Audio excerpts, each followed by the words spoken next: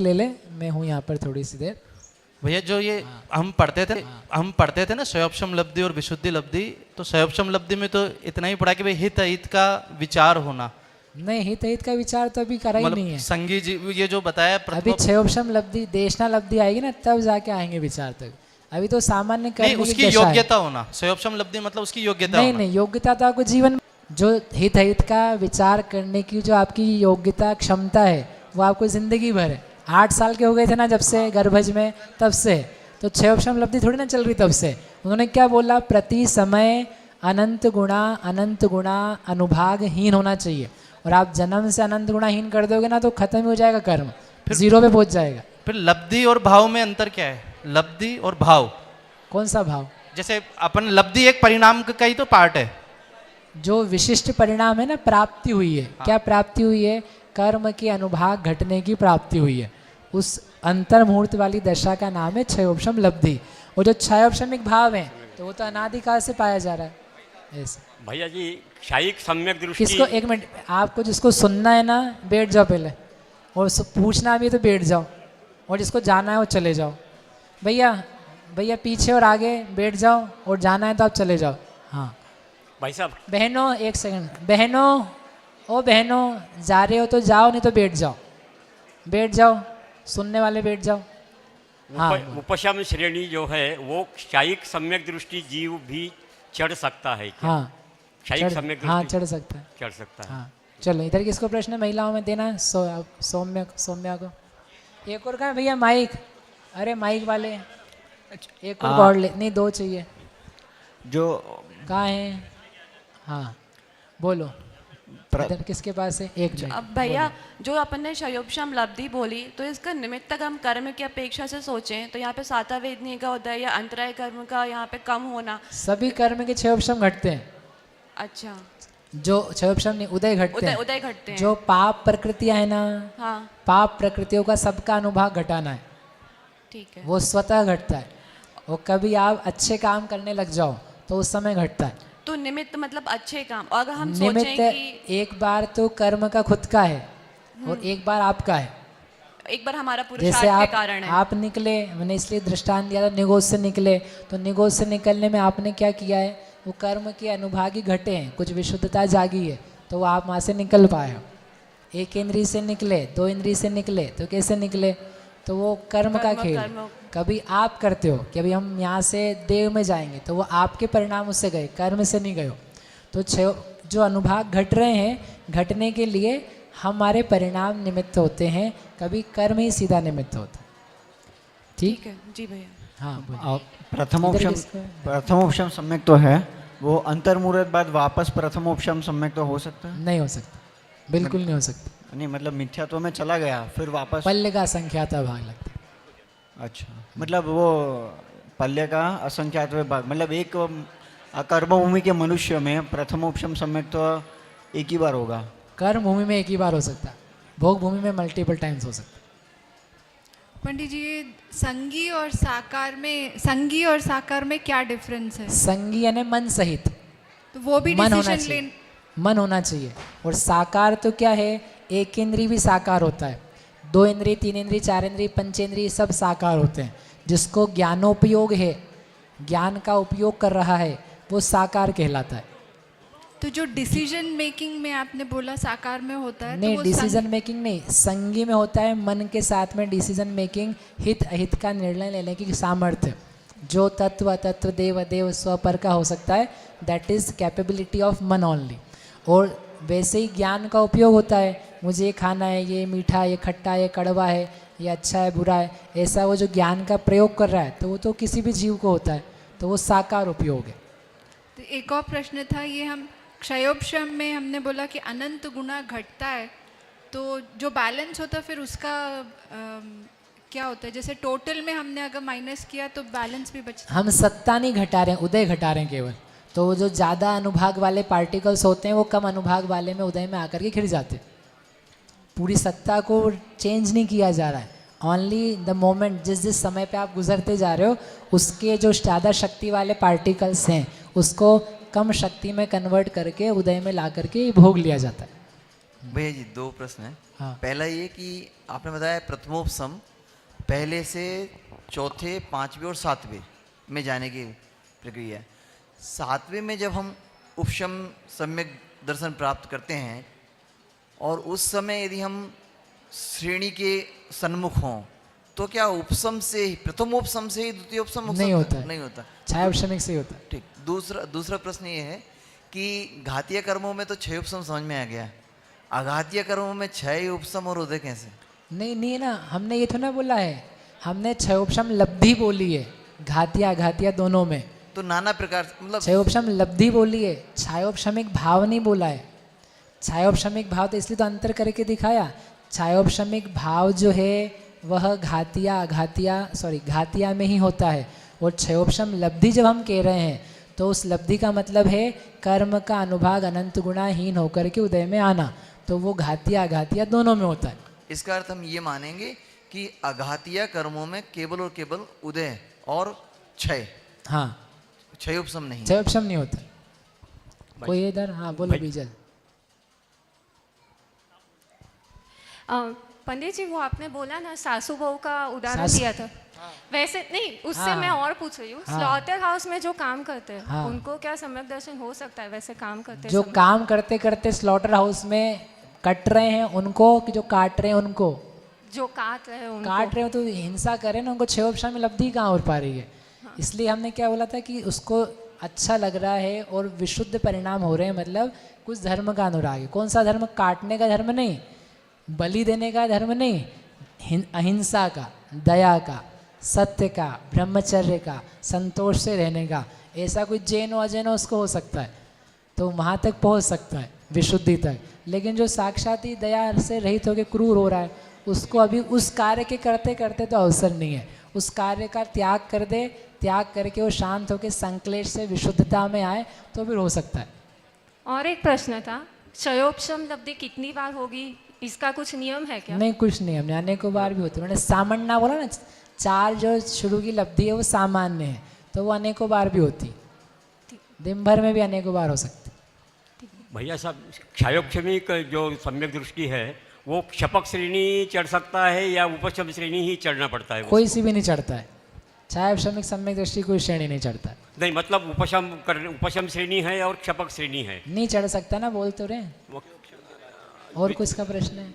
Hello, वंदना हाँ, भैया जी। बोलिए। क्षयोपशम लब्धि जो है वो भव्य और अभव्य लब्धि जो है वो भव्य और अभव्य को होती है, वो कैसे? कैसे? क्योंकि कर्म के उदय घट जाते हैं। अभव्य है वो, अभव्य जीव भी मरण करके कहाँ तक जा सकता है? 90 ग्रेवेग तक जा सकता है कि नहीं? ऐसा सुना ना? तो 90 ग्रेवेग तक जा रहा है, तो कैसे जा रहा है? पुण्य परिणाम से, संयम आदि का पालन करके, भक्ति भाव करके, उस धर्म के प्रति प्रीति है, तो उसने भी उन लब्धियों को छुआ। उसके भी संक्लेश की हानि होती है, विशुद्ध परिणाम होते हैं, शुक्ल लेश्या होती है, तो इसलिए उनको भी वो लब्धियाँ हो सकती। हाँ, और कोई? भाई, हाँ बोलो। हेलो, बीच में एक बात आई थी कि क्षयोपशम जो सम्यक है वो सम्मूर्छनों को भी होता है, तो हाँ। वो कैसे होता है? वो कैसे होता है? हाँ, सम्मूर्छनों को कैसे का मतलब क्या प्रक्रिया है नहीं, कि नहीं, मतलब कैसे हो जाता है? सम्मूर्छन जन्म से जो उत्पन्न हुए जीव है उनको कैसे होता है क्षयोपशम? जो पंचेंद्रिय संगी है ना समूर्छन, उनको होता है।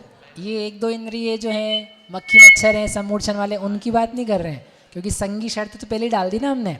जो प्रथमोपशम प्राप्त कर चुके थे पहले, जिनके सम्यक तो छूट गए, मिथ्या दृष्टि हो गए, और फिर मिथ्यात्व के साथ में जन्मे, और जन्म लेने के बाद में जब उसको अवसर आया, जब उसके परिणाम निर्मल हुए, विशुद्ध हुए, तो उसने फिर छायोपशमिक सम्यक्तों को प्राप्त किया।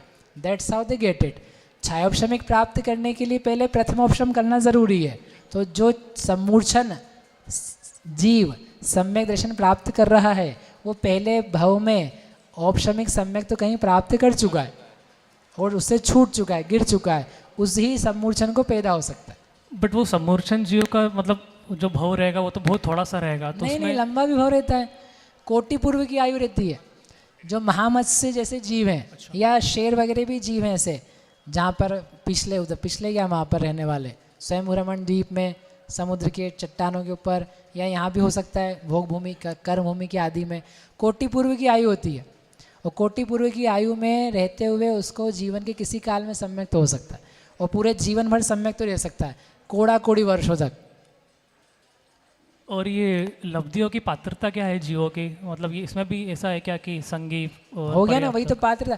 प्रथमोपशम सम्यक्त के लिए पात्रता 5 करण लब्धियाँ होनी चाहिए, तो उसकी लब्धि को तो बता रहे हैं, शुरू की 4 के लिए भी वही पात्रता वही रहेगी? पात्रता है, क्योंकि वहीं से तो होके गुजरना है उसे। भैया मेरा प्रश्न था। कहाँ है? हाँ बोलिए। भैया आपने किस अपेक्षा से ये चौथा और छठवां सातवां मिथ्यात्व गुणस्थान में गिना है? तो क्या चारित्र के अपेक्षा मिथ्यात्व में गिना है? हाँ, मिथ्यात्व कहा ना इनको कि मिथ्यात्व से। कब बोला? अभी बुक में भी है, आपने मिथ्यात्व के लिखा है। चलो आप ढूंढ लो पहले क्या लिखा है, बोलो। हाँ, ये कहाँ लिखा है भैया। बोलो। भैया ये क्षयोपशम लब्धि हम बोल रहे हैं, तो हाँ। इसमें कोई क्षयोपशमिक भाव के विकास की भी अपेक्षा है, या बिना अपेक्षा के हम क्षयोपशम बोल रहे हैं? यदि बोल रहे हैं तो फिर क्यों बोल रहे हैं क्षयोपशम लब्धि?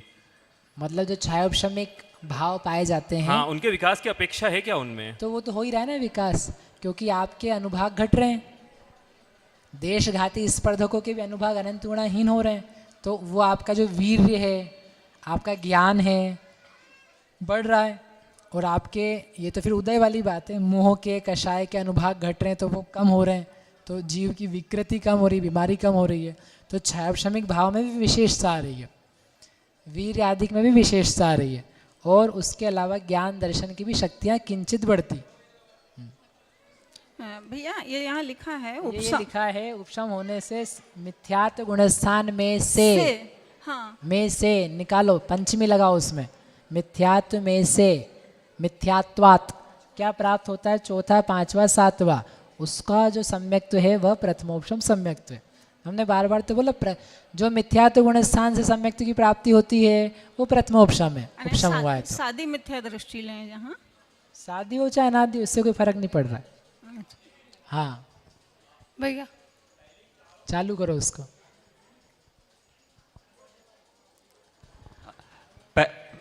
पहली चारों लब्धियां हैं, उनका कोई भी कॉम्बिनेशन हो सकता है ना, कि पहले सिर्फ जीव को क्षयोपशमी छूट गया, फिर बाद में कभी किसी बार क्षयोपशमिक हुई और विशुद्धि हुई, फिर छूट गई, फिर क्षयोपशमिक हुई, कई बाद में क्षयोपशमिक हुई, वही देशना हुई, फिर छूट गई, या फिर बाद में चारों हुई, चारों भी छूट सकती है, और हाँ, कई बार हो सकती लेकिन है। करनी पड़ेगी सारी, जब भी करोगे, जब हाँ, सम्यक्त होगा तो पांचों करनी होती। हाँ, बट बीच में कई कॉम्बिनेशन कई बार हो सकते हैं। हाँ वो हो सकता। हाँ देवी, ये जो क्षयोपशम लब्धि है उसमें कर्म का अनुभाग घटता घटता उदय में आ रहा है, तो उसी समय जीव के परिणाम भी मंद मतलब विशुद्धि की तरफ जाएंगे, और उसी समय जो बंध भी होगा वो भी प्रशस्त प्रकृतियों का ही होगा। तो फिर हमने वो बंध वाली बात आगे लेके उसको विशुद्धि में ले लिया, तो कोई ऐसी कुछ सीमा जरूरी नहीं है। जब क्षयोपशम लब्धि हो रही ना तो उस समय उन्होंने शर्त नहीं दी है, तो उसके भी मंद अनुभाग हैं उदय में आते हुए, परिणाम में कोई प्रशस्तता आ जाए कोई ज़रूरी नहीं है। मैंने क्या कहा, आप बैठे अच्छा लग रहा है, अब अच्छा लग रहा है, हवा खा रहे हैं, हवा खा रहे हैं या ठीक ही लग रहा है, तो आपको भोग के प्रति भी अच्छा लग रहा है, मतलब उससे भी आप थोड़ा ठीक ऐसा लग रहा है आपको कि वो फील कर रहे हैं हम इनके कारण से, तो वहाँ पे कोई ज़रूरी नहीं कि पुण्य आदिक प्रकृति का बंध हो, उसकी फीलिंग अच्छी आई है, ठीक है। बंध के लिए हमने फिर उसमें शब्द क्या जोड़ा है कि एक धर्मानुराग परिणाम है, कि उसके लिए आपने कोई दया दान भक्ति कुछ चीज़ लेकर के आए, तो वो परिणाम ऐड किया। पहला था ना वो पूरा कार्मिक है, कर्म से संबंधित है, यहाँ पर आपने जोड़ा है अपने आप को, तो वो विशेषता है, इसलिए दोनों में अंतर है। तो वो जो हम बोलते हैं कि तत्व विचार की तरफ उन्मुक्त होता हुआ जीव, जरूरी नहीं तत्व विचार, अभी तत्व विचार देशना तो आना तो सीखा हुआ ही नहीं बेचारा, अभी जबरदस्ती तत्व विचार करा दोगे। अभी बस धर्मानुराग, कोई सा भी धर्म, दया धर्म, पुण्य धर्म, जो भक्ति आदि का है, पूजा पाठ का है, वो धर्म, एनीथिंग कुड बी पॉसिबल। 7 प्रकृतियों की जो उपशम ना कही कि गर्भज जीव कर सकता है, तो फिर अपन पल्ले का असंख्यात्व भाग का गैप मतलब इतना क्यों रखते हैं, और फिर कुछ काल के बाद 7 प्रकृतियों की प्रथम उपशम क्यों नहीं कर सकता? टाइम नियम है उसका, जो कर्मकांड में बताया था आपको पहले अधिक शिविर में, जो उसका स्थिति है सम्यक्त प्रकृति की और मिश्र प्रकृति की, वो घट करके पल्ले के एक सागर में पल्ले का असंख्याता भाग कम वहाँ तक या पृथकत्व सागर तक पहुँचे, तब तक जब तक नहीं पहुँचेगा तब तक वो वेदक सम्यक्त प्रायोगिक काल कहलाता है। तब तक वो ऐसी प्रकृति की वो उसी को उदय में आना पड़ेगा। सम्यक्त के उदय सहित ही सम्यक्त हो सकता है। तो छायोपशमी की होगा, प्रथमोपशम नहीं होगा। उसके नियम है इस प्रकार के। और जब वो घट करके उद्वेलना होकर के नीचे तक पहुंच गया तब फिर वो प्रथमोपशम के लायक बचता है। फिर छायोपशमिक नहीं हो सकता है, प्रथमोपशम ही होगा। मतलब दर्शन मुनि की जो 3 है, 3 का मतलब काफी घट गया होगा। स्थिति सत्व घटना चाहिए। काफी समय तक वो मिथ्यात्व में रहा उद्वेलना होगा। होती है ना, उद्वेलना। हाँ हाँ, समझ पल्ले गया। के असंख्यात हाँ, भाग उद्वेलन। प्रमाण काल तक उद्वेलना चलती है। उतने काल तक उसका सत्व ज्यादा था, फिर घट करके अकेला एकेंद्रीय जितना सत्व रह गया। हाँ, तो फिर वो अब हो गया किसके लायक? प्रथमोपशम के लायक। ओके। हाँ, कौन था इधर? भैया अपन पहले से सातवें में जो 7वां गुणस्थान प्राप्त करते हैं तो उसमें पहले सम्यक्त्व प्राप्त करेंगे तो चौथा गुणस्थान पहले होगा कि डायरेक्ट ही 7वां? नहीं, किसी को हो सकता है पहले से सीधे। दीक्षा ली हुई है, व्रत लिए हुए हैं, महाव्रती हैं, निर्ग्रंथ दिगंबर हैं पहले गुणस्थान में, लेकिन और पुरुषार्थ किया तो करने पर पहले गुणस्थान से सीधे 7वें गुणस्थान की प्राप्ति करी। तो जो कहते हैं 3 दीक्षा कषाय लेते का भी हैं। अभाव किया, हाँ। साथ में मोहनी का भी अभाव किया। तो जो कहते हैं कि दीक्षा लेते तो उनको पहले से 7वां हो जाता है, तब तो वो निर्ग्रंथ नहीं होते ना? तब क्या नहीं होते? निर्ग्रंथ नहीं होते नहीं, हैं नहीं, तो निर्ग्रंथ हुए बिना पहले से 7वां किसी का ही नहीं होता है। निर्ग्रंथ तो पहले ही हुआ जाता है। दीक्षा के बिना 7वां गुणस्थान नहीं होता है। नहीं, जो दीक्षा लेने बैठे हैं, जो दीक्षार्थी हैं, जो स्टेज पे बैठे हैं दीक्षा ले रहे हैं, उनको हो सकता है क्या? नहीं होता, जब तक नहीं। दीक्षा नहीं होती है हाँ, मैं वही तब तक नहीं होता है। और कोई चौथे में भी हो सकते हैं दीक्षार्थी जो बैठे हैं, सम्यक दृष्टि हैं, कोई व्रती हैं, 5वें गुणस्थान में 2 कषाय का भी अभाव है। अब उनको आगे बढ़ना है तो 5वें से 7वां भी कब होगा? जब दीक्षा पूरी हो जाएगी, केश लोचन हो जाएंगे, दीक्षित हो जाएंगे, तब जा कर के 7वें की पात्रता होती। उसके पहले तो आप वैराग्य भावना रहती। और जो साधी मिथ्या दृष्टि अनादि मिथ्या दृष्टि दोनों को होता है? हाँ, सबको होता है। सबको हो गया। बोलो महावीर भगवान की जय।